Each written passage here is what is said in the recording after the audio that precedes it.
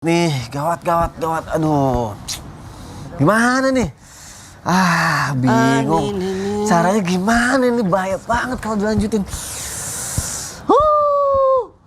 Ada apa sih ini Ani? Kita mau syuting. Ada apa? Ini. Enggak. Makasih ya Ustaz ya. Ya. Ini teman aku ngajak ketemuan. Bagus dong. Enggak bagus. Kok nggak bagus? Kalau ketemuan itu berarti silaturahmi. Tamu itu pasti membawa kebaikan. Enggak, kalau teman aku ini aduh gimana jelasinnya enggak enak. Saya tahu nih. Pasti yang dimaksud adalah toksik. Kok tahu? Ya tahu lah. Biasanya kok kalau ketemu orang bahagia. Ini mungkin jadi beban. Nah itu, jadi makanya gawat. Aku harus gimana? Berarti yang dirasakan Mas Sony pasti sama dengan jamaah yang di rumah. Gimana kalau kita bahas ini aja? Bahas aja. Untuk tema kita hari ini kita Apa bahas itu. temanya ya? Mau tahu temanya? Lingkunganku toksik. Itu aja ya? Oh, iya juga sih. Ya. Lingkunganku toksik.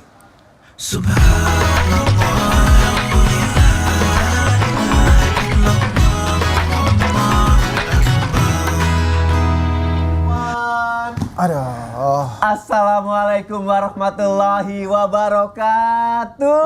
Waalaikumsalam warahmatullahi wabarakatuh. Jamaah. Alhamdulillah. Alhamdulillahirabbil alamin. Allahumma sholli ala sayyidina Muhammad wa ala ali sayyidina Muhammad. Alhamdulillah jamaah, kita ketemu lagi di Islam itu indah. Masya Allah, tabarakallah. Pagi hari ini kita akan ngebahas mengenai toksik. Aduh, Toksik kan kalau kita sama-sama tahu kan racun ya. Toksik itu adalah racun, maka racun itu harus dikeluarin. Makanya Iya. kita ke toilet. Iya. Kan karena- pipis itu teracun Betul, kan? kalau nggak dampaknya buruk. Tapi bagaimana nih ya, para guru, jamaah yang ada di rumah? Kalau yang di ternyata- sini ada yang toksik, berarti dibuang juga dong. Apa tuh? Kan tadi kan disuruh dibuang katanya. Jangan, ini kan kita akan ngebahas gitu kan. Nggak perlu dibuang tapi kita bahas, kita pelajari. Perlu juga sih dibuang ya. Tapi bagaimana nih kalau toksiknya ini ternyata adalah lingkungan terdekat kita. Berada dalam lingkungan kita. Iya, makanya kita akan bahas seperti yang tadi Ustadz Maulana bilang juga, seperti yang tadi aku sebutkan juga, tema kita adalah Lingkunganku toksik. Wah, lingkungan toksik Nah, bahaya gini, Sob. banget ya. Sob, Ya. kamu suka nggak Apa? suka sebel sama tetangga yang ikut campur urusan kita? Terus suka ngomongin kita. Ya, betul. Bahkan Iya. bikin kesel. Pernah sih ngerasain kayak gitu. Dan saat itu aku langsung berpikir, sampai sekarang aku juga bingung nih.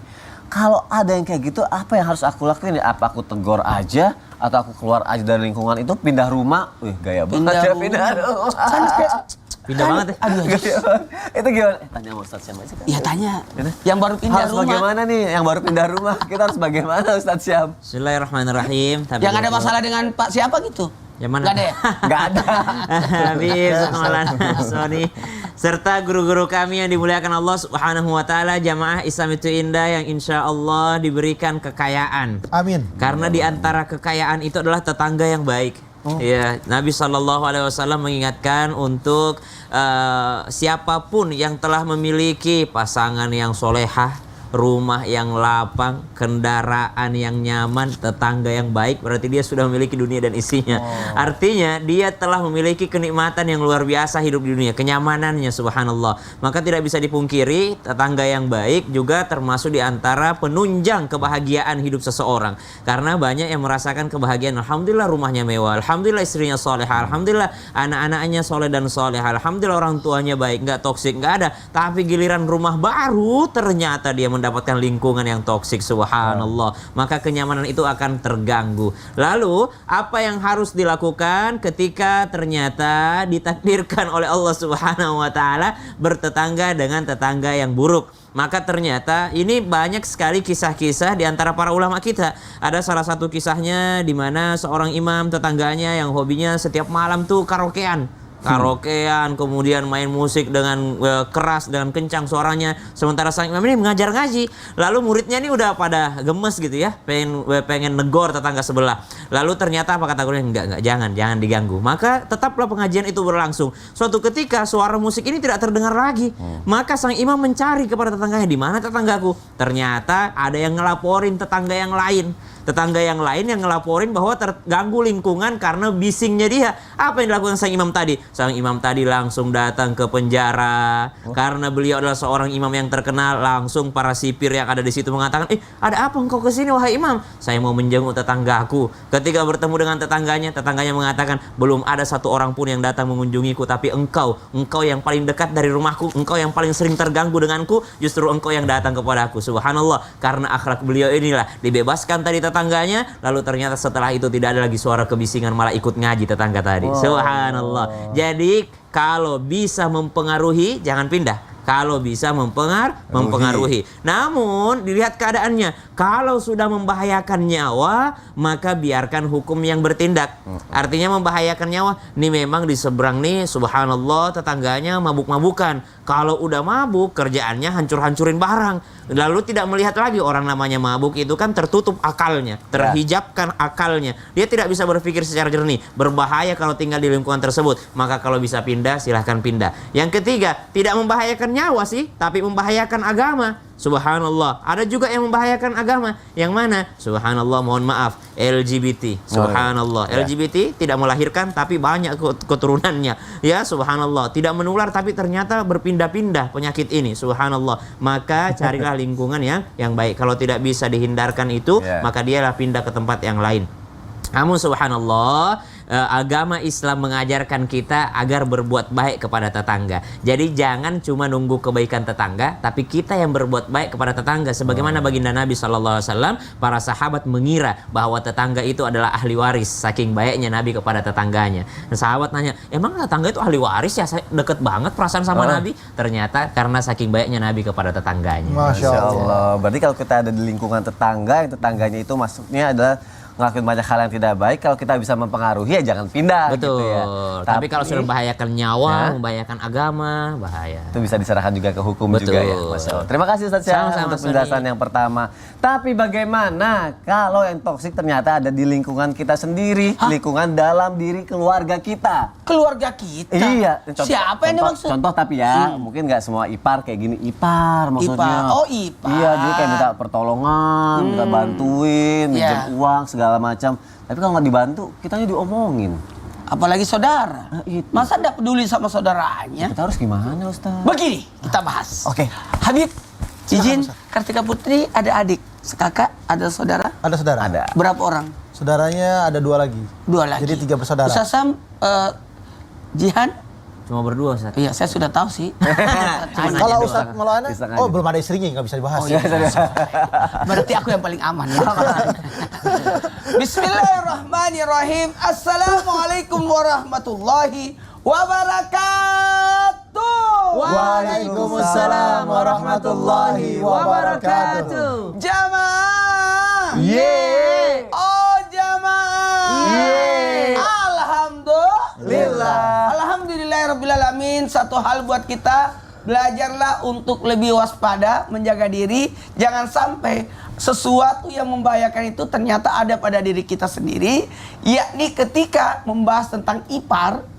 Ipar itu kata Nabi adalah racun. Ipar itu harimau. Ipar itu bahaya. Kok diposisikan ipar itu bahaya?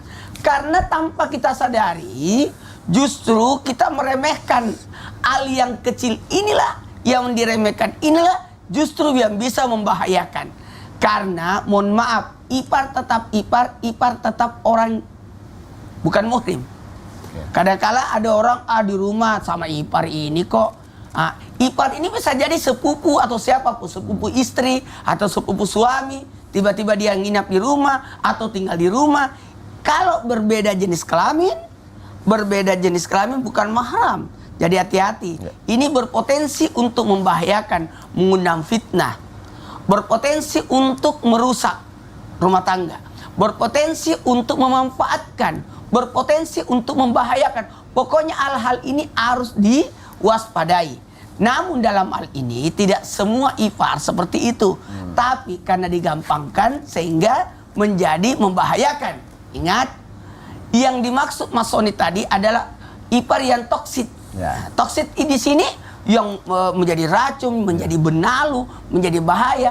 Maka kita sebagai orang dalam artian ipar dia, ipar dia berarti saudara kan? Ya. Kalau begitu kita pun diminta untuk berbuat baik padanya. Kepada orang lain saja kita berbuat baik, masa ipar sendiri kita tidak berbuat baik? Tapi ada batasan. Ada batasan. Batasan dalam al-aurat, batasan dalam tempat tinggal dan sebagainya. Karena ini bisa membahayakan karena satu, bisa jadi mirip dengan istri kita. Mirip dengan kebiasaannya. Dan mohon maaf bisa membahayakan dalam hal ini mengundang iri hati dan mengundang kegampangan. Ayo satu mobil, kan ipar. Iya. Tuh, tahu-tahu bisa jadi fitnah. Apa kata orang? Dan disinilah setan berperan lagi dari sini. Dan yang dimaksud toksik di sini, toksit ya. Toksit adalah memanfaatkan, menggunakan atau menjadi rese. Ada memang ipar rese. Datang lagi dia sini. Karena justru dia dianggap racun oleh iparnya. Atau disepelekan. Atau bisa dibanding-bandingkan oleh mertua disebabkan karena ipar. Dan bisa jadi ipar yang menjadi penghasut. Ini. Jadi tolonglah kita ambil sisi baiknya, dan kalau sudah baik jangan dimanfaatkan. Baik, kalau sudah baik jangan dimanfaatkan, tapi kalau misalnya toksik kita harus bisa membatasi dirinya. Yang paling bagus itu toksit itu ya dibatasi. Dibatasi ya. Karena kan nggak enak juga kalau terlalu bagaimana ya mungkin. Nggak enak terlalu dekat, nggak wajar juga kalau kita menjauhi. Baik, Masya Allah. Terima Karena kasih dia adalah Maulana saudara kita juga. untuk jawabannya. Kita sudah belajar dari tetangga kita, dari ipar terdekat kita, kalau misalnya toksik kita harus bagaimana, bersikap seperti apa. Tapi kan hidup tidak cuma hanya tetangga dan juga apa yang ada dalam keluarga kita ya jamaah ya. Kita harus bekerja juga gitu ya. Dalam pekerjaan nih, ini kan penting ya untuk setiap orang, apalagi laki-laki. Tetangga juga sih ini, tetangga di lingkungan kerja. Oh ya, tetangga juga di lingkungan kerja. Tapi masalahnya di atasan kita. Wah, tidak Kalau menghargai atasan kita. Tidak menghargai, menyepelekan, suka nyuruh-nyuruh, marah-marah. Terus ada apa-apa kita dikambing hitamkan. Bagaimana kalau ada atasan seperti itu? Kita resign aja, atau kita bertahan, atau kita harus seperti apa? Atasan takut juga. Kita mau ledekin, kita mau jelek-jelekin. Aduh, kayak meludah di sumur yang kita minum. Nah itu, Habib Usman harus seperti apa Habib? Makanya dari tadi saya dengerin ini siapa yang mau disuruh. Iya. Habib Usman ternyata ya. Ya akhir awal Mas Oning, Ustaz Sam. Bismillahirrahmanirrahim. Assalamualaikum warahmatullahi wabarakatuh. Waalaikumsalam warahmatullahi wabarakatuh. Alhamdulillah. Alhamdulillahi rabbil alamin wa bihi nasta'in ala umuri dunya waddin. Wassalatu wassalamu ala sayyidina wa habibina wa syafi'ina wa maulana Muhammadin wa ala alihi wa sahbihi ajmain, amma ba'du. Segala puji bagi Allah Subhanahu wa taala yang telah memberikan kita nikmat iman, nikmat sehatul afiah. Ya alhamdulillah. Pada pagi hari ini semua udah duduk manis untuk menyaksikan Islam itu indah. Insyaallah kita mendapatkan ilmu yang bermanfaat dari guru-guru kita, bisa diamalkan untuk dirinya, suaminya, istrinya, anak-anaknya. Insyaallah penuh dengan keberkahan dan keridhaan ya Allah Subhanahu wa taala. Amin. Amin ya Allah ya Rabbal alamin. Ketika kita memiliki atasan kita rese, suka marah-marah, benernya aja disalahin. Salahnya apalagi disalahin. Ketika kita membuatkan sebuah hal yang baik untuknya dengan hasil yang memuaskan, kita nggak dipuji.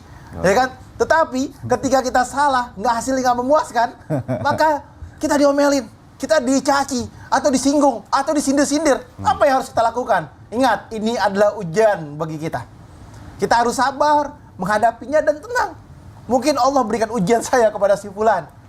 Jadi bersyukur kepada Allah Subhanahu wa taala. Loh, kenapa udah diomelin bersyukur? Bersyukur, berterima kasih ya Allah. Ujiannya kecil, cuma di sini doang, ya kan? Lebih besar itu adalah ujian dalam keluarganya, ujian di dalam ininya, itunya dan lain sebagainya yang besar terhadap anaknya atau istrinya. Ini besar, semua naudzubillah. Tapi kalau ini doang ya nggak apa-apa. Alhamdulillah ya Allah cuma segini doang. Ketika lihat mukanya, Masya Allah, walaupun hatinya kok awalnya kesalnya luar biasa nih. Alhamdulillah, terima kasih, ya kan? Diomelin, ya insya Allah, mudah-mudahan kedepannya lebih baik lagi. Pas udah misalkan hasilnya bagus, Alhamdulillah bagus ya hari ini, Masya Allah.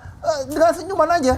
Belajar untuk jadikan diri kita ini bahagia. Happykan diri kita, bahagiakan diri kita dengan kalimat pujian kepada Allah. Alhamdulillah ya Allah, bila perlu yang dengar kencang ngomongnya pas lagi lewat, misalkan atasan nih, Iya, iya. ya kan, lagi lewat, ya kan, kita lewat, ya kan, Siap, Bib, ya. lewat, ya kan, nggak, itu di depan sini, kebetulan. ya kan, Gini, di depan gini. sini, Oke. kita datang, Iya. bilang sana, Alhamdulillah, misalnya kayak gitu, Iya. ya kan, loh, kenapa Alhamdulillah, kan pasti ditanya, Kenapa alhamdulillah? ya kan, Alhamdulillah, hari ini bagus banget, hasilnya luar biasa, ya kan, Alhamdulillah kalau nggak saya muji diri saya, siapa lagi yang muji dong? Oh iya benar. Jadi sindirannya gitu aja ya Bib Jangan ya. aja atau lagi sama temannya berdua orang alhamdulillah ya kan. Tapi pas di lampu merah lagi lewat. Nggak, Boleh sebetulnya juga singgungan seperti itu adalah menunjukkan kita nggak bermaksud untuk berkalimat dengan kalimat yang kotor, kalimat yang nggak baik, tapi berkalimat yang baik, mengingatkan dia agar apa? Agar bersyukur atas nikmat yang Allah Ta'ala berikan. Jangan cuma hasilnya yang buruk, atau pekerjaan yang buruk, atau cuman karena telat, atau cuman karena hal sesuatu yang dia tidak inginkan, akhirnya timbul emosional yang besar, atau suatu apapun. Jadi dia mesti paham bahwasanya apa? Bersyukur atas semua nikmat yang Allah Ta'ala berikan. Hari ini mungkin naik, besok turun, atau turun lagi, besok suatu saat naik lagi. Ketika itu, maka harus mengerti dan memahami bahwasanya Allah Subhanahu wa Ta'ala menguji kita, dan kita harus bersabar dengan penuh dengan ketenangan. Niscaya ada keberkahan di dalamnya, ada hikmah di Masya dalamnya. Allah. Alhamdulillah. Alhamdulillah. berkah Jadi pas lagi ngobrol, semuanya. alhamdulillah. Alhamdulillah. Ada apa? Alhamdulillah. Alhamdulillah. Hari ini bagus luar biasa. Wow. Jadi alhamdulillah diperdengarkan. Diperdengarkan. Masya Allah. Asal berani aja. Untuk ngelakuinnya juga mikir ulang berkali-kali juga. Terima kasih Habib Usman untuk Ya. penjelasannya ya. Ada pertanyaan nih dari Instagram @donidoang. Oh iya. Aku bacain ya. Assalamualaikum Ustadz. Waalaikumsalam warahmatullahi wabarakatuh. Tahu nggak sih kalau toksik itu racun, kalau Ya. topik itu nama bapak saya? Tunggu dulu. Apa ya? Jangan-jangan ini temannya Sony ya? Kenapa, Ustaz? Sama-sama nggak jelas ya. Ya udah. Teman saya, jangan kemana-mana ya. Tetap di Islam itu Indah. Nanti dibahas yang lainnya ya. Jamaah oh jamaah. Alhamdulillah. Udah lama Doni kok. dong. Nggak lama kok. Doni dong.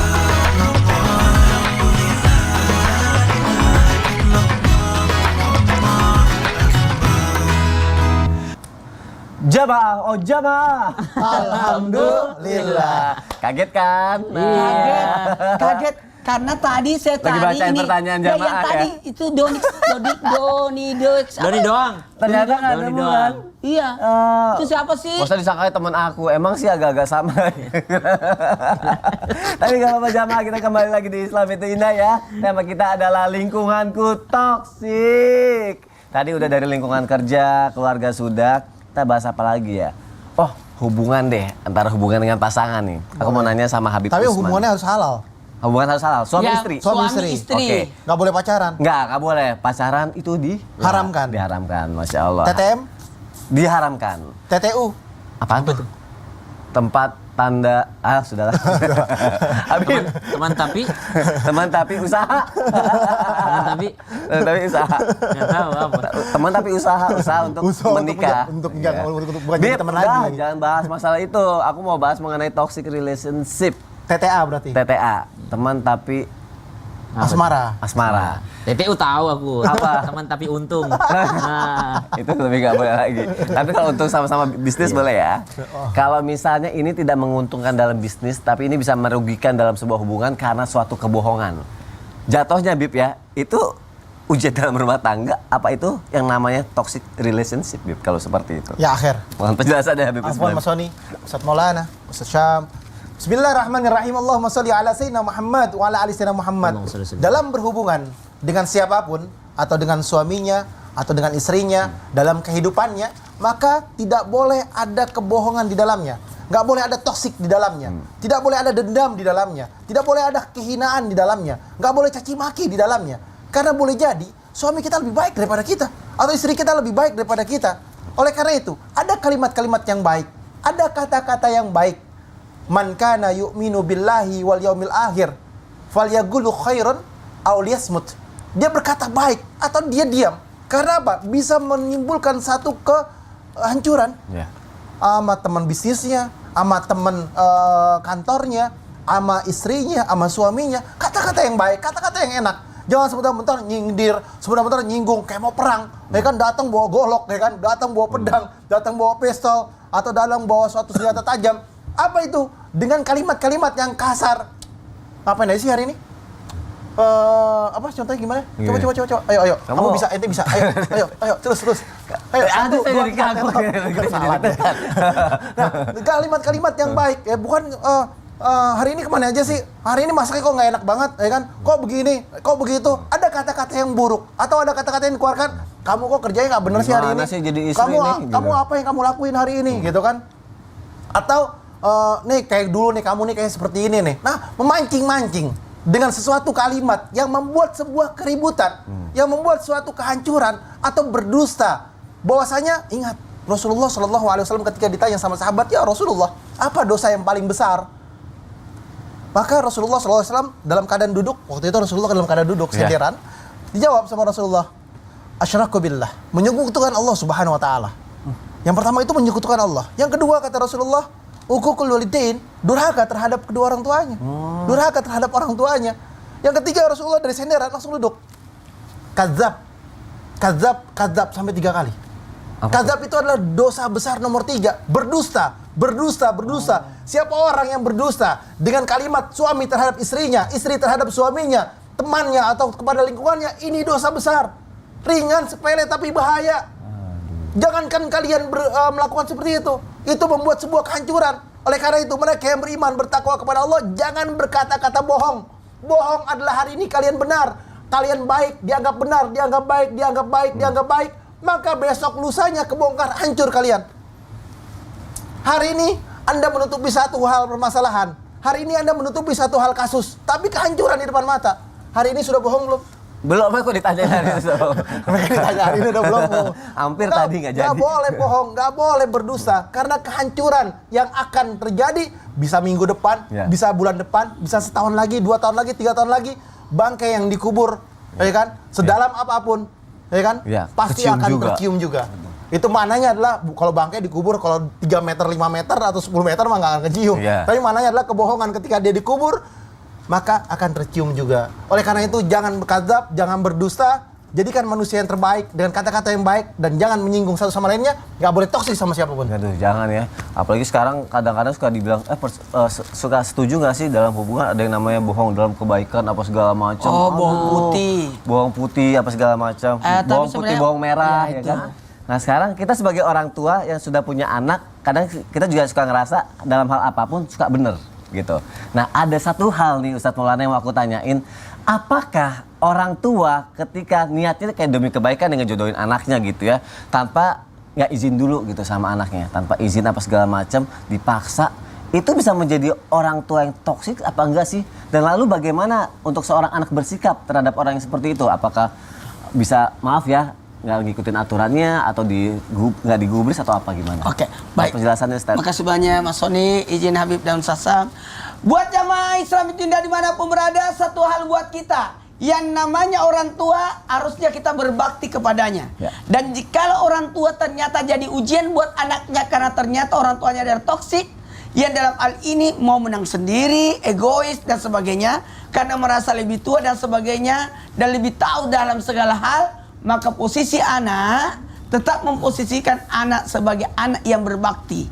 Karena dalam hal ini kita menempatkan orang tua dalam bentuk kemuliaan dan tetap berbaik sangka dengan orang tua atas apapun. Cuman ketaatan kita harus dibarengi dengan ketaatan kepada Allah. Maka tidak ada ketaatan dalam kemaksiatan. Meskipun yang memerintahkan itu adalah orang tua. Perihal tentang adanya pemaksaan jodoh lah, keinginan inilah, sebaiknya kita lihat posisinya. Saya rasa orang tua manapun tidak akan mau menyulitkan anaknya, tidak mau menzalimi anaknya, tidak mau melihat anaknya gagal. Semua orang tua mau melihat anaknya baik. Sekali lagi, semua orang tua mau melihat anaknya baik. Meskipun dalam notabene-nya kita menganggap orang tua memanfaatkan kita, orang tua menzalimi kita, orang tua jahat kepada kita, jadikan itu adalah ujian, jadikan itu pembelajaran, jadikan itu adalah sebagai latihan buat kita. Karena ada orang tua kelihatan pelit, tapi sebenarnya demi kebaikan kita. Ada orang tua marah-marah, sebenarnya itu adalah bentuk tanggung jawab kalau bapak, bentuk kasih sayang kalau itu ibu. Maka kedua-duanya adalah demi kebaikan kita. Kalaupun dikatakan orang tua toksik banget sih, mengganggu kehidupan saya, sampai mencampuri urusan rumah tangga saya, memilihkan jodoh, sudah itu masuk dalam ranah rumah tangga yang seharusnya orang tua tidak bisa ikut, maka posisikanlah tetap memuliakan orang tua.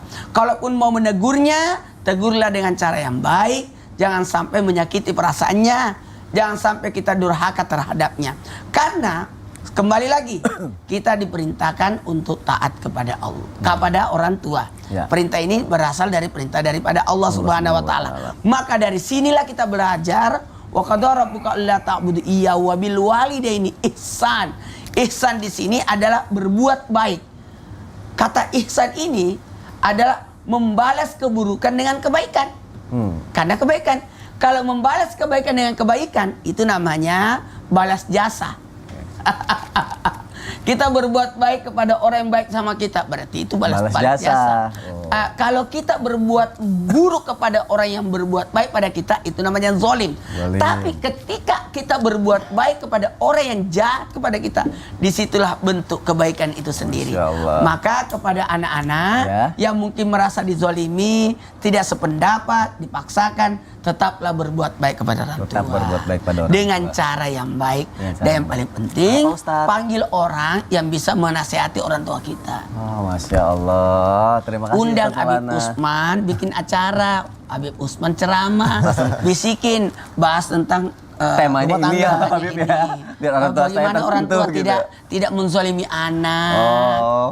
Dengan Tugas cara orang seperti tua, itu ya, dengan cara yang baik, Masya Allah. Terima kasih Ustaz Maulana untuk penjelasannya dan semoga terjawab jamaah yang ada di rumah.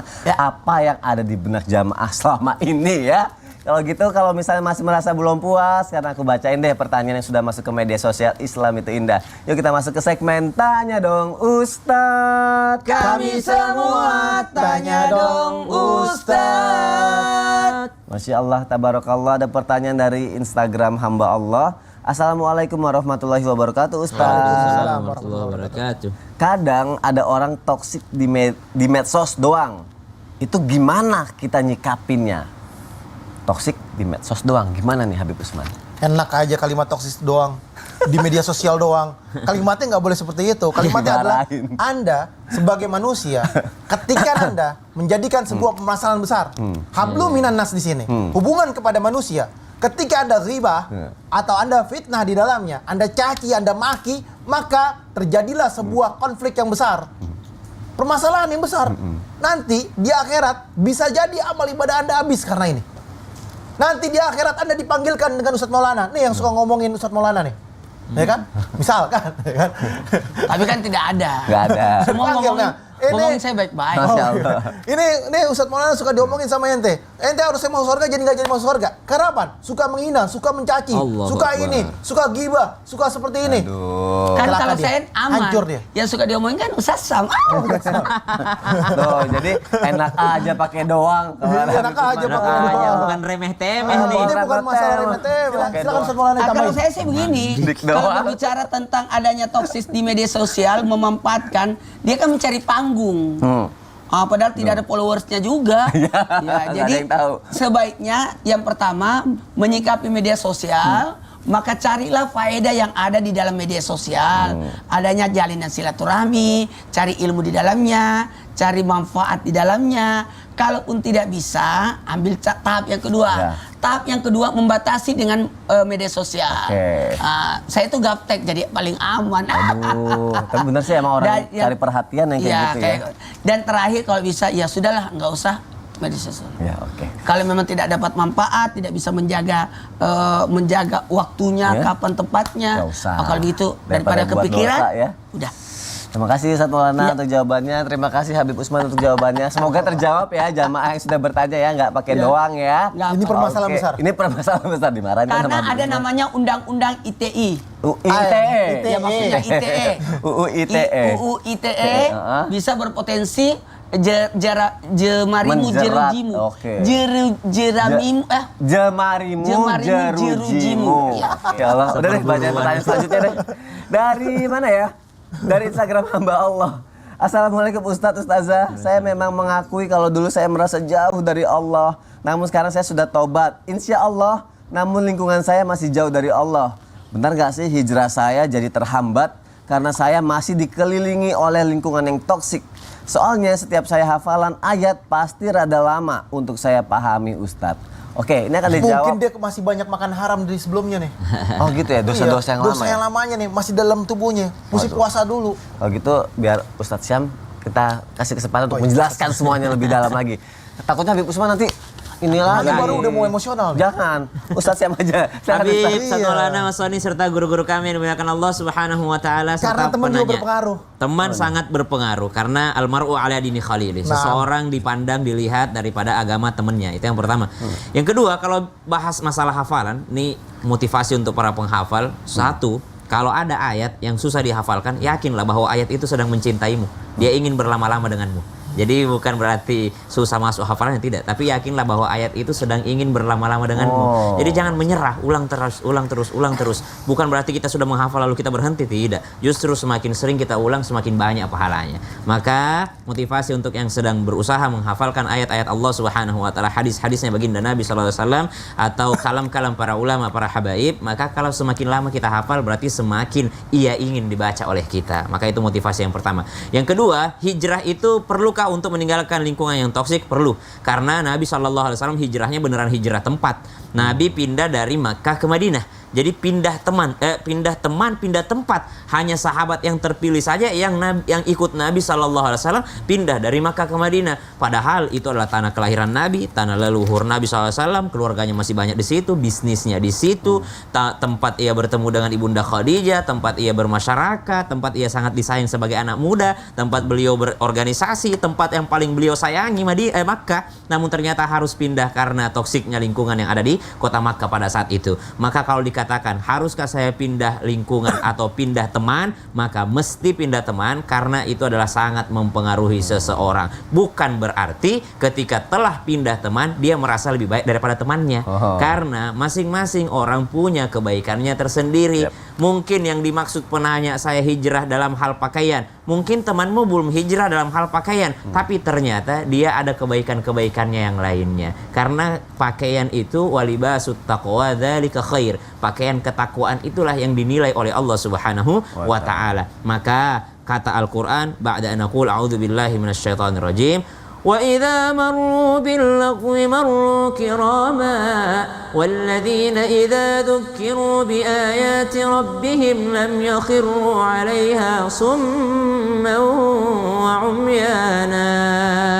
Menghindari suatu keburukan, menghindari satu lingkungan yang toksik, itu mesti menghindarinya dengan cara yang baik, dengan cara yang mulia. Dan toksik itu yang seperti apa sih lingkungannya? Idza dzukiru bi ayati rabbihim lam yakhirru 'alaiha summa wa umyana. Lingkungan yang toksik itu kalau udah dibacakan ayat-ayat Allah, mereka tuli, mereka buta. Subhanallah. Apa maksudnya mereka tuli? Masuk telinga kanan, keluar telinga kiri. Memang udah nggak bisa diingetin lagi. Setiap dibicarakan ayat-ayat Allah, mereka nggak peduli. Dibicarakan ayat-ayat Allah, mereka malah melecehkan agama, dipakai buat bercandaan, maka itu yang disebut toksik. Tapi kalau misalnya dia tidak pernah menghalangi Anda sholat, tidak pernah menghalangi Anda puasa, tidak pernah menghalangi Anda menghafal Quran, kenapa mereka disebut toksik? Ya, mungkin mereka melakukan kesalahan tapi tidak sampai mengganggu amalan kita, itu belum sampai toksik. Yang toksik itu kalau sudah diingatkan tapi tetap tidak mau melakukannya, lam yakhirru 'alaiha summa wa umyana. Bahkan mereka tuli dan buta, tidak mau memandang kebaikan. Ayolah, apa sih gunanya sholat kalau masih gibah? Subhanallah, dia bilang apa gunanya sholat? Padahal sholat itu adalah amalan pertama yang dihisab oleh Allah Subhanahu wa Ta'ala. Tidak ada orang yang percuma sholatnya. Sholat itu manfaatnya sangat banyak dalam kehidupan kita. Apa sih gunanya hijab panjang tapi masih ngomongin orang? Tetap aja hijab panjang, orang nutup aurat dapat pahala sisi Allah, gibahnya juga dapat dosa. Daripada udah nggak berhijab gibah lagi. Udah nggak nutup aurat gibah lagi. Subhanallah. Maka tidak ada yang sia-sia. Ma khalaqata hadza batila. Maka ketika kita berusaha untuk memperbaiki diri, kata Al-Qur'an, walladzina hajaru wajahadu fi sabilillahi ulaika yarjuna rahmatullah. Berhijrah itu memang dapat rahmat Allah, namun juga mempunyai banyak ujian-ujian di sisi Allah Subhanahu wa Ta'ala. Maka berpindah adalah satu solusi yang terbaik. Namun jikalau sudah berpindah, jangan menganggap diri lebih baik daripada orang lain. Allah Ta'ala. Masya Allah, berpindah solusi terbaik. Kalau sudah pindah jangan menganggap diri lebih baik dari orang lain. Terima kasih Ustaz Syam untuk jawabannya. Ada pertanyaan lagi. Pertanyaannya apa? Takut Habib marah tapi nggak apa-apa lah ya. Ya. Assalamualaikum Ustadz, ini dari Boy 12345 nih. Boy 12345. Ya, Assalamualaikum Ustadz, bilangin dong ke jamaah semuanya kalau toksik bikin sick. Loh, kok Jauhin bisa? ya. Toksik Toksit, bikin sick. bikin sick. Bikin sick, bikin berisik, Sat. Nggak tahu deh. Sick apa, Sat? Sakit. Ya sudahlah, Aduh, biar nggak sakit ayo, nanti sekolah dibahas bukan aja ya. ente. Di Islam itu indah ya. Nggak lama kok jamaah. Oh jamaah, alhamdulillah. Toxic bikin Bikin sick. sick. Bukan berisik.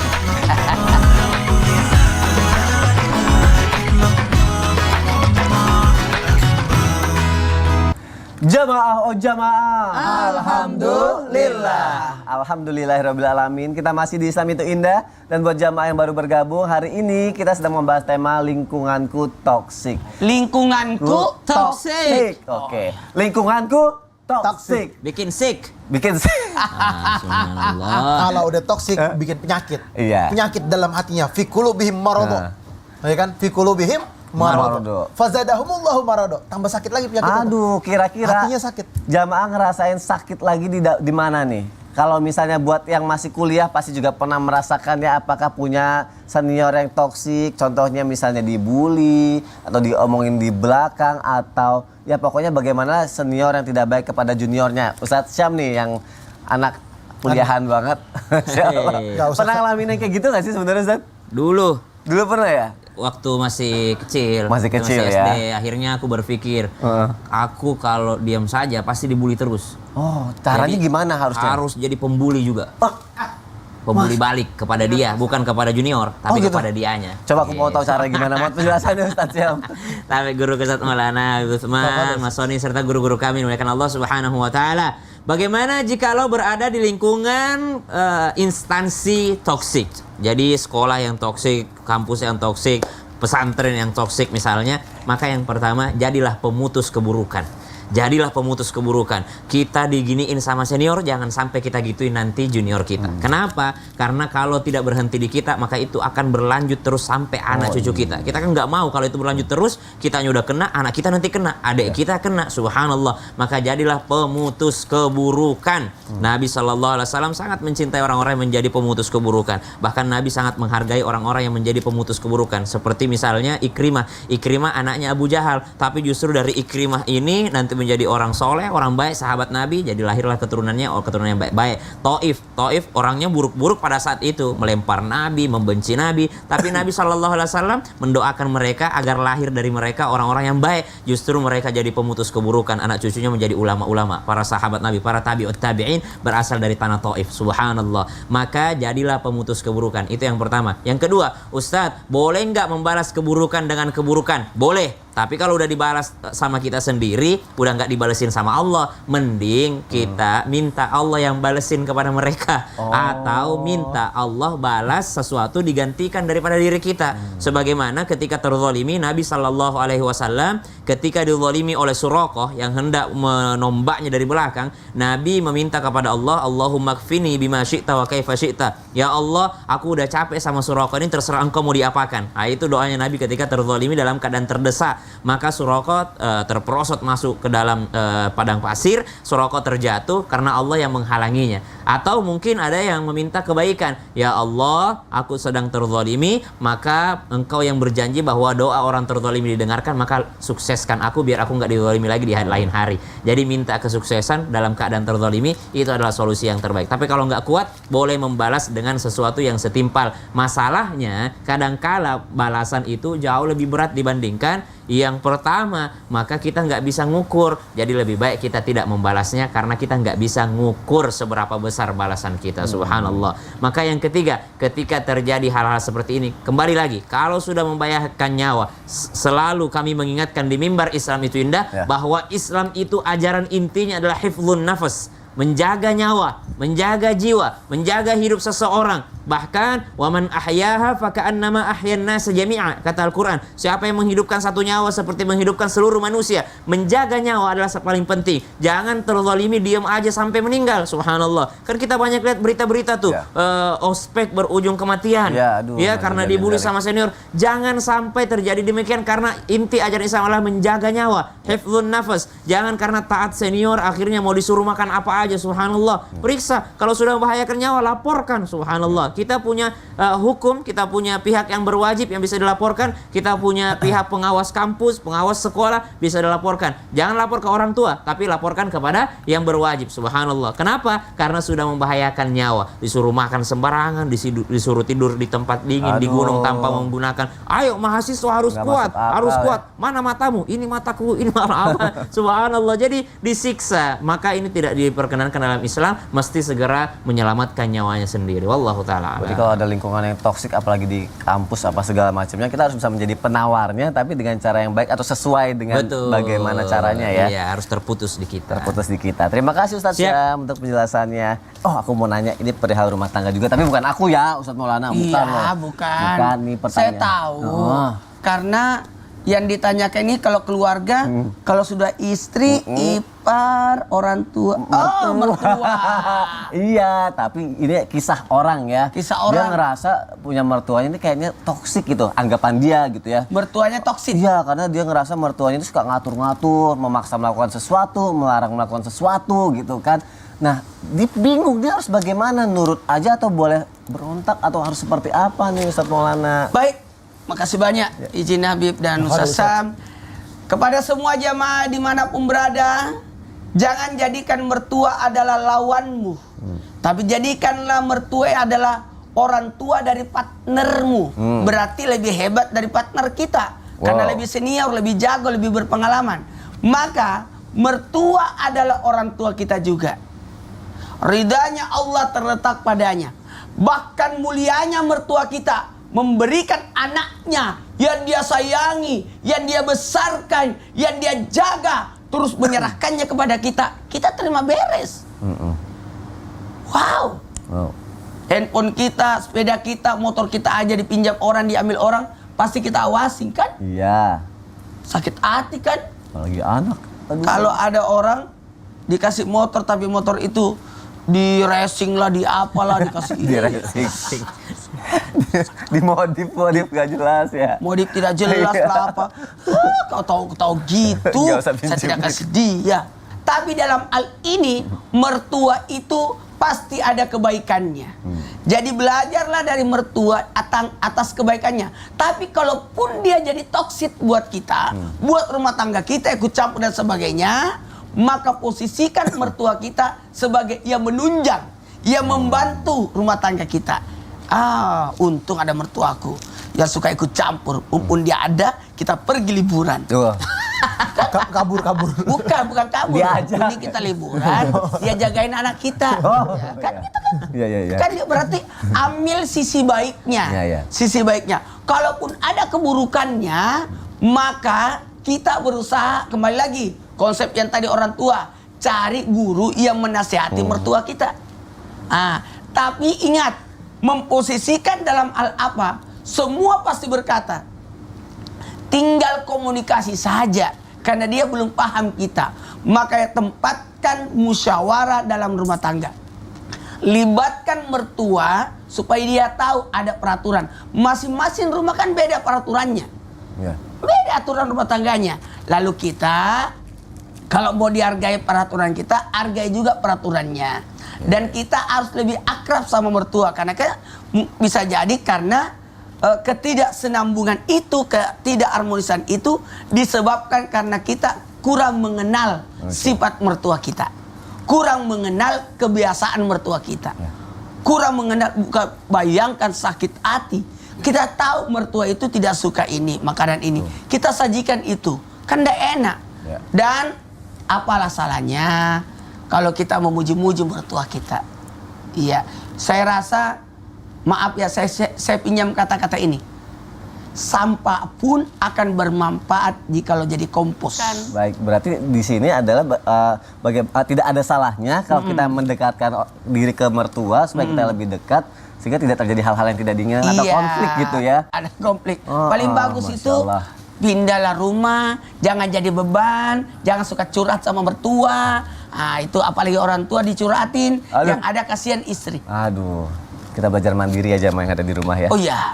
Terima kasih Ustaz Maulana untuk penjelasannya. Hari ini kita sudah belajar bagaimana supaya kita terhindar dari konflik-konflik dari berbagai macam lingkungan terdekat, keluarga atau juga sekolah atau pergaulan gitu. Tapi takutnya kita nggak sadar gitu. Kita belajar supaya nggak orang yang dibully atau menjadi jauh dari orang yang toksik, ternyata kita adalah orang yang toksik gitu kan. Aduh.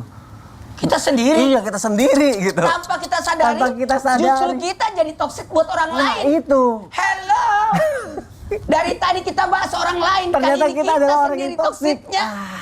Kita harus tahu cara minta maafnya gimana. Apa cuma maafin saya ya, saya udah toksik, atau harus seperti apa? Habib Usman, mohon penjelasannya Habib. Ya, akhir Mas Soni, Ustaz Maulana, Ustaz Syam. Bismillahirrahmanirrahim. Allahumma shalli ala sayyidina Muhammad wa ala ali sayyidina Muhammad. Ketika ternyata diri kita melakukan perbuatan zalim atau menzalimi orang lain yang kita toksik kepada Sony, ya kan? Ya. Atau sengaja ngebully Sony, ya kan? Dimanapun berada, misalkan di media sosial dia menghina, dia mencaci, dia maki, maka minta maaflah dengan cara yang ma'ruf. DM, saya minta ridho, saya minta ikhlasnya. Saya sadar bahwasanya saya berperilaku buruk, berkata-kata buruk atau berkalimat buruk, atau ngetik saya dengan kalimat-kalimat yang tidak baik, tolong maafkan saya minta ridhoannya. Ini adalah bentuk permintaan maaf kita. Karena apa? Yang tadi dibahas oleh kita, bahwasanya benernya aja itu ghibah. Salahnya itu, misalkan kita salah, kita nggak benar, itu fitnah. Ghibah, kita bisa habis amal ibadah kita. Amal ibadah kita jadi kosong, zong, hancur. Fitnah, asyadu minal qatl, lebih kejam daripada pembunuhan. Summa na'udzubillah. Kita minta maaf kalau kita berada di media sosial. Misalkan kita sebagai atasan, kita minta maaf kepada bawah kita, gak usah gengsi, samperin baik-baik. Saya minta maaf, saya minta ridhonya, saya minta ikhlasnya. Mungkin saya berperilaku kurang baik, gak selamanya juga saya menjadi atasan. Besok ketika umur saya udah lanjut, belum tentu juga saya menjadi seorang pemimpin. Besok misalkan saya meninggal, dicabut nyawanya sama Allah, saya bukan memimpin lagi. Jadi saya minta maaf, jangan merasa gengsi. Saya atasan, saya bos di sini, saya berkuasa di sini. Kamu semua bawahan saya, nggak boleh kayak gitu. Minta maaf, saya minta maaf, minta ridho, minta ikhlasnya. Dan atasan juga mengerti dan memahami bahwasanya kalimat seperti itu bukan menjatuhkan dia, tetapi membuat suatu kebanggaan yang dahsyat, yang luar biasa, bahwasanya inilah sosok pemimpin. Terus bagaimana terhadap istri suaminya? Sama, kita rumah tangga bareng, kita hidup bareng, satu kamar bareng, ya kan? Hari ini kita baik sama dia, besok juga harus lebih baik lagi. Dia mengurus anak kita, dia menjaga rumah kita, dia melindungi kita, dia mencari nafkah sama kita misalkan. Berbuat baik dengan kalimat yang baik. Minta maaf, saya minta ridhonya. Mungkin yang kemarin saya khilaf, syaitan mengganggu saya dengan dahsyat, dengan hebat, membuat pikiran saya kacau, kalimat saya kacau, perbuatan saya kacau. Akhirnya saya sindir, saya singgung, saya ungkit-ungkit masa lalu. Ini syaitan. Saya tersinggung atau saya cemburu. Akhirnya membuat saya lupa akan hal ini. Akhirnya saya berkalimat yang gak baik. Saya minta maaf, saya minta ridho, saya minta ikhlasnya. Inilah bentuk suami istri yang baik, yang saling menghargai, saling menghormati. Kedepannya akan jauh lebih baik. Inilah yang kita harapkan. Sakinah, mawaddah, warahmah. Ketenangan, cinta, dan kasih sayang. Menghuni surganya Allah itu adalah mereka yang sakan, mereka yang tenang. Bahagia mereka di sana. Sama, di dalam rumah. Ketika seorang berada di rumahnya, nyaman, tenang. Ini surga. Ya. Kita ingin berharap rumah kita adalah surga kita. Oleh karena itu, kepada siapapun di muka bumi ini, teman kantor, teman kerja, atau media sosial kita, saudara kita, tetangga kita, atau siapapun mereka, berbuatlah yang baik. Berkatalah yang baik. Falyaqulu khairan aw liyasmut. Kalau dia berkata yang baik, kalimat yang baik. Kalau dia nggak bisa, dia diam, istighfar, minta ampunan kepada Allah, tenangkan. Makanya ketika berkata, berkalimat, istighfar yang banyak, selawat yang banyak, sehingga kalimat dan kata-katanya semuanya mengandung kebaikan. Pikir dulu baru ngomong, jangan ngomong dulu habis itu mikir. Ketika dia ngomong, dia ngetik, dia nggak mikir, celaka binasa. Yang tadi Ustadz Maulana sampaikan, jarimu jerujimu. Masya Allah, Betul, jarimu jerujimu. Berarti berbuat baiklah terhadap sesama, meminta maaflah jika kita berbuat salah dengan cara yang Betul. baik, dan tidak mengulanginya lagi ya jamaah ada di Minta rumah. maaf itu bukan berarti kita hina, Ya, kita hebat. kita hebat, Masya Allah. Mau minta maaf bukan berarti kita kecil atau Iya. menghina atau hina ya. Habib tadi bahasannya pengalaman banget ya. Kayaknya ada pengalamannya dulu deh. cukup jelas ya masalahnya ya. Terima kasih Habib Usman ya untuk penjelasannya Habib ya. Kalau kita sudah meminta maaf, kalau kita sudah berusaha untuk menjadi lebih baik dalam setiap apa yang kita lakukan di lingkungan kita, tapi kita kayaknya juga butuh doa nggak sih Ustadz Syam? Doa kayak yang mustajab gitu biar kita bisa survive gitu di lingkungan toksik atau bisa terhindar dari orang-orang yang toksik gitu. Betul. Ada doanya nggak sih Ustadz Ustadz? Sam ini adalah manusia yang suka dibully. Kenapa? Iya, Nggak jadi ada ya? doanya dikabulin sama Allah. Saya berharap hari ini doanya doain Iya Ustadz juga Maulana. ya. Orang-orang yang ditoksit jadi korban toksit itu sebenarnya Doanya orang-orang mustajab. yang dikabulkan doanya kan. Betul. Doa yang dikabulkan adalah orang yang dizalimi. Betul, dan doanya mustajab. Ingat penonton di rumah, Ya. doakan Ustadz Maulana biar dapat jodoh. Karena Amin. doa kalian mustajab. Karena dibully. Karena Karena dibully. dibully. Masya Allah. Kalau kita aku mintanya sama Ustadz Syam Jadi emang kali kita ini. hidup di dunia itu kan sering mendengarkan kicauan burung. Diri. Subhanallah. Jadi kicauan burung itu nggak semuanya merdu, ada juga yang agak sedikit mengganggu. Betul. Gitu. Baik, bismillahirrahmanirrahim. Bicara tentang doa ketika kita dalam keadaan lingkungan yang toksik gitu ya, lingkungan baik lingkungan keluarga, lingkungan sekolah, lingkungan kerja atau lingkungan apapun itu, maka Nabi Shallallahu Alaihi Wasallam mengajarkan kita satu doa dalam sebuah riwayat. Bismillahirrahmanirrahim. Allahumma inni a'udzubika min yaumis su, ya, wa min lailatis su, wa min sa'atis su, wa min sahibis su, wa min jaris su fi daril maqamah. Jadi Nabi Shallallahu Alaihi Wasallam mengajarkan kita untuk menjauh daripada sesuatu yang jelek. Di antara yang jelek yang Nabi sampaikan, ya Allah, sesungguhnya aku berlindung kepadamu dari hari yang buruk, mi yaumissu, yang pertama, wa min lailatis su, dan daripada malam-malam yang buruk. Kemudian dari waktu yang buruk, kemudian wa min sahibis su, daripada sahabat yang buruk, dan juga min jarisu, dan daripada tetangga yang buruk. Jadi ada beberapa hal yang Nabi SAW minta untuk terhindar daripadanya, dan doa ini untuk kita semua. Kemudian ada di redaksi yang lainnya Nabi SAW meminta, Allahumma inni a'udzubika min khalili makir.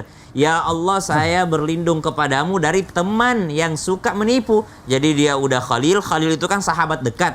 Tapi biasanya kita tuh terbegal bukan dari orang jauh, terbegalnya dari orang-orang terdekat. Orang yang paling kita percaya itu yang paling mengkhianati kita, biasanya seperti itu. Karena Nabi Yusuf alaihissalam yang membuangnya ke sumur bukan musuhnya, tapi yang membuang Nabi Yusuf ke sumur adalah saudaranya. Ya, yang saling membunuh anaknya Nabi Adam alaihissalam itu saudara kembar. Habil Qabil itu saudara kembar, gimana kurang deket coba. Subhanallah. Yang membegal dakwahnya Nabi Abu Jahal, pamannya sendiri, Abu Lahab, pamannya sendiri. Yang membegal dakwahnya Nabi orang-orang terdekatnya, bahkan para sahabatnya yang waktu itu Nabi belum diturunkan wahyu kepadanya. Jadi Nabi meminta kepada Allah, Allahumma inni a'udzubika min khalilim makir. Ya Allah, saya memohon kepadamu perlindungan dari sahabat dekat yang menipu. Kemudian ainahu tarayani wa qalbuhu yar'ani. Ini sifatnya sahabat yang suka menipu itu apa? Teman yang suka menipu itu adalah mereka matanya melihatku tapi hatinya mencurigaiku. Wow. Wah, ketika ketemu matanya memandang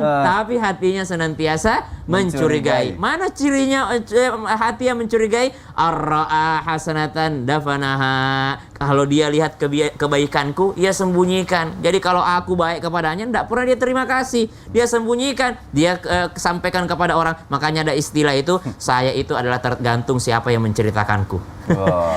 Jadi kalau yang menceritakanku adalah orang yang mencintaiku, maka yang diceritakan adalah kebaikanku. Tapi kalau kalau engkau dekat dengan orang yang benciku, maka yang engkau dengarkan adalah kejelekanku. Jadi aku adalah tergantung siapa yang menceritakanku. Wow. Subhanallah. Ar-ra'a hasanatan dafanaha. Kalau dia lihat kebaikanku, dia sembunyikan. Wa arra'a sayyi'atan adza'aha, jeleknya. Tapi kalau dia melihat kejelekanku, ia sebarkan. Subhanallah. Jadi kalau teman yang baik, kalau dia lihat keburukanku maka dia sembunyikan. Tapi kalau dia lihat kebaikanku, itu yang ia sebarkan. Hadis mursal riwayat Ibnu Najjar. Subhanallah, subhanallah. Jadi ketika Nabi SAW menjadi orang paling mulia saja, Nabi masih memohon untuk terhindar daripada lingkungan yang toksik. Ya, Nabi ini punya mukjizat, Nabi punya kekuatan. Nabi udah nggak mikirin dunia. Nabi mau diapain aja, mau dilempar, mau diapain aja itu subhanallah, Nabi nggak peduli karena hatinya sudah dekat dengan Allah Subhanahu wa taala, sudah pikirannya udah akhirat. Tapi Nabi juga tetap menghindar daripada lingkungan yang toksik. Saking berbahayanya lingkungan yang toksik, Nabi sampai berdoa agar terhindar darinya, dan mudah-mudahan kita bisa mengamalkannya. Insyaallah nanti kita bisa lihat di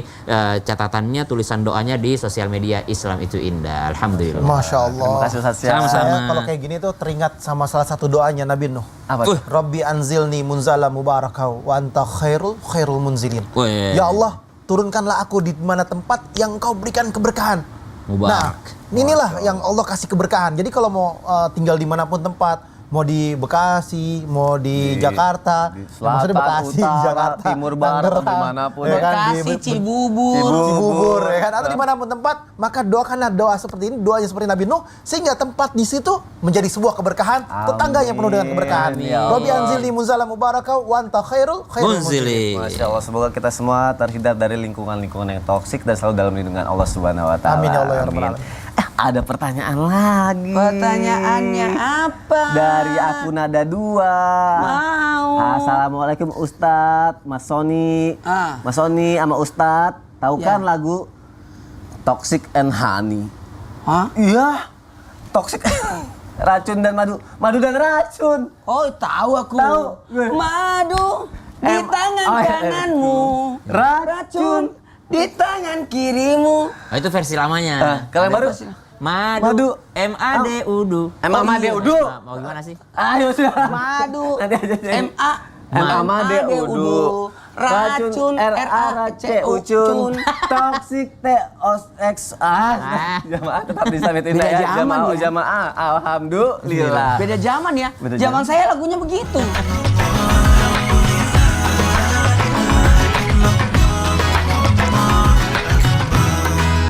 Jamaah, oh jamaah. Alhamdulillah. Alhamdulillahirrabbilalamin, kita masih di Islam itu indah. Dan alhamdulillah masih ada kesempatan untuk bacaan pertanyaan dari jamaah. Kalau gitu langsung aja kita masuk ke segmen Tanya Dong Ustaz. Kami semua tanya dong Ustaz. Masya Allah, tabarakallah. Ada pertanyaan dari Instagram hamba Allah.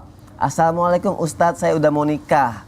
Tapi calon pasangan saya nih suka pinjem duit dan kasih janji-janji. Ini kalau saya lanjutin hubungan ini ke pernikahan bakal jadi hubungan toksik nggak sih Ustadz? Ustadz Maulana mohon jawabannya. Gini. Masya Allah, tabarakallah. Setiap manusia berhak untuk bahagia. Ya. Dengan caranya masing-masing. Pasti orang yang mau menuju jenjang pernikahan adalah orang-orang yang mau diikat dengan janji yang namanya janji pernikahan. Maka kalau terjadi sesuatu yang buruk sebelum, Ya. berarti itu adalah warning buat kita untuk apakah kita memperbaiki diri atau membantu orang untuk diperbaiki. Tuh, membantu untuk dia diperbaiki. Namun betul kata Ustaz Sam, kalau tidak bisa memperbaiki ya sudah. Ya. Tapi bukan berarti kita menyakiti orang, tapi berusahalah untuk lebih memperbaiki orang, berusahalah untuk gimana ya?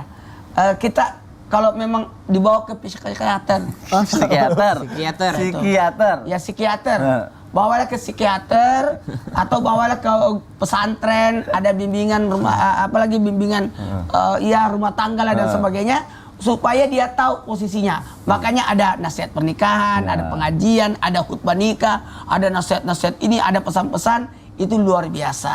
Oke. Insyaallah. Aduh, semoga bisa menemukan yang tepat lah nantinya Tapi ke jangan, depannya. Amin. tapi jangan ke psikiater langsung. Sat. Nah.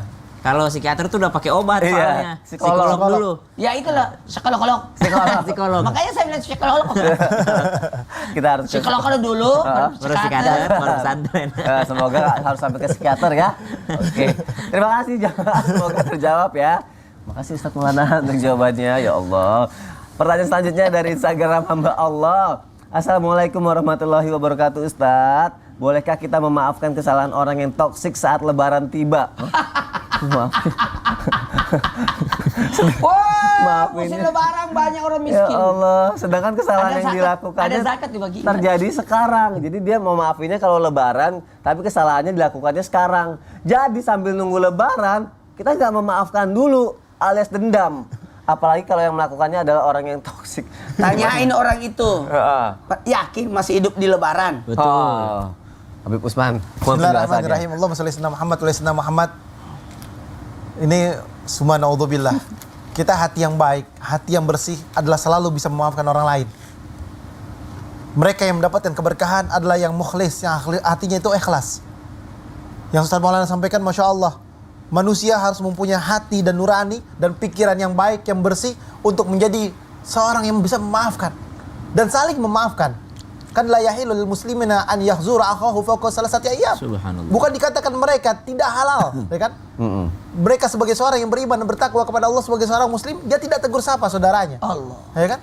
Maka berbuat baiklah, tegur sapalah. Kalimat-kalimat yang baik. Ah, udah 3 hari deh, udah waktunya tenang, setan yang ganggu. Bismillah, ketemu lagi ya Allah. Semoga Allah berikan kebaikan kepadanya dan Allah lah yang memberikan hukuman kepadanya. Karena kalau kita yang ngasih hukuman, kita hukumannya cuma kecil, cuma nyuekin, diamin, selesai. Ya kan? Tapi kalau Allah yang kasih hukuman itu lebih besar. Hukuman Allah lebih nyata. Hukuman Allah lebih dahsyat daripada hukuman manusia.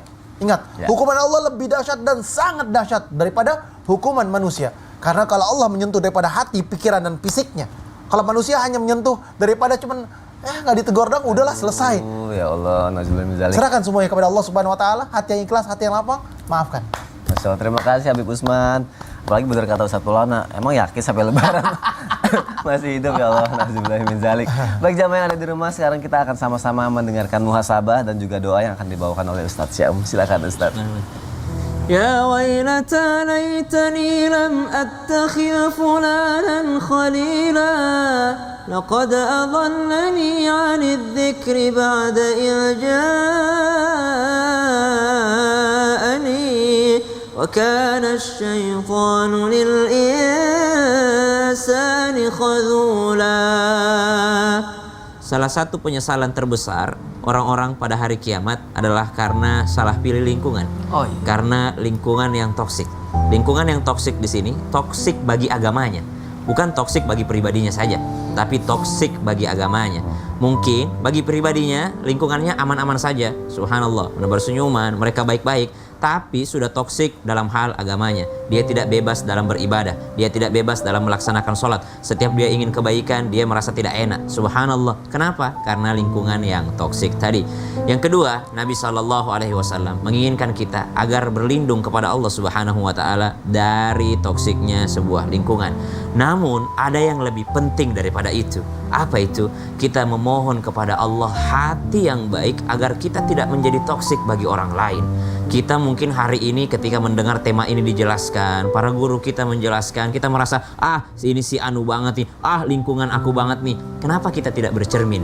Jangan sampai kita lah yang toksik kepada orang lain. Jangan sampai kita ini menjadi seorang suami yang toksik bagi istri kita. Jangan sampai kita ini menjadi seorang orang tua yang toksik bagi anak-anak kita. Jangan kita merasa bahwa saya ini menjadi anak yang terzolimi atau saya menjadi orang tua yang terzolimi. Siapa tahu kita lah orang tua yang zalim, yang toksik terhadap anak-anak kita. Saya menjadi seorang suami yang tidak ditaati, istri saya toksik. Jangan sampai kita lah menjadi suami yang zalim terhadap istri-istri kita. Maka kita lah yang bercermin, jangan sampai kita lah yang menjadi toksik justru kepada orang lain. Bismillahirrahmanirrahim. Alhamdulillahi Rabbil Alamin. Allahumma salli ala Sayyidina Muhammadin Nabiyil Ummi wa ala alihi wa sahbihi wa sallim.